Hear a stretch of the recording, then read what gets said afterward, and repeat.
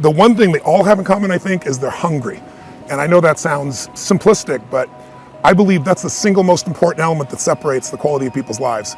It's not just the ability to have hunger, but to sustain it. Hunger means that you want more. You want more of yourself. You want to make a bigger difference. You want to be a better parent. You want to do something more than there is today, and that you don't get satisfied. Most people start out with hunger at an early stage of life and they lose it. But the people that come to me are hungry either because something's happened, they've had a birthday with a 0 on it, they've gone through a divorce, they're starting a business and they know I've got to have a different level, or they're the best in the world and they're always looking for that edge that makes the difference. I think everybody is born with hunger. Like, there's a desire to grow, to expand, to learn, and then disappointment sets in early in life for most people.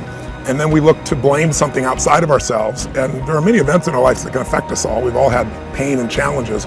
But I think if you can find within yourself the part of you that wants to constantly give something more than yourself, if you can find a mission larger than yourself, then you're more pulled to do something than trying to push yourself. And pull has much more power than push. I always say motive does matter.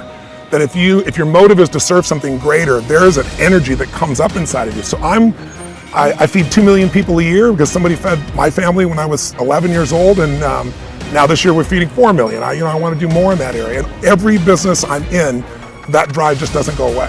The capacity to strengthen and increase your hunger is the one common denominator amongst the most successful people.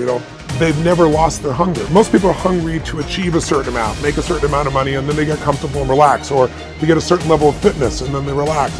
But Richard is as driven today as when he was 16 years old starting. I mean, he's like on fire, and he's 65 years old. Warren Buffett is 85 years old. He's as driven today as when, he began the journey, right? I believe intelligence. I love people that are wickedly smart. And I work to be wickedly smart by educating and training myself and so forth, and training my brain. There's a lot of intelligent people who can't fight their way out of a paper bag, right? Hunger is the ultimate driver, because if you're hungry, you can get the strategy, you can get the answer. If you can't model it, you can find it. So hunger, modeling would be maybe the next best skill. Knowing that success leaves clues. The best way is get around where it's better and things will hit you. Who you spend time with is who you become. How bad do you want your goal right now? Do you want it as bad as breathing? Do you want it as bad as anything you ever wanted in your life? And if you calibrate it at the highest enough levels, what I found is the people that are the hungriest, they find a way. When you know why you want something, when it's desperation, the power of being desperate is something that most people avoid. They think desperation is a weakness. And I'm here to tell you, desperation is one of the most powerful emotions you could possibly possess, because when you're desperate, you find reserves and reservoirs of ideas, talents, and a strength that you don't know you have when you find yourself in a desperate situation. So ironically, the one thing most people avoid in their life, hunger, which is caused by being desperate. When you're starving, you become desperate. So the number one thing we need more than anything to win is hunger, which comes from a state of desperation. Yet we're constantly trying to comfort ourselves in the real world to avoid the state of being desperate. And I'm telling you that I think you need to embrace desperation again in your life. Like, do you want it so bad that you're desperate for it? See, in a fight, you show me two people. This is why it's so hard to repeat as a champion in the fighting game.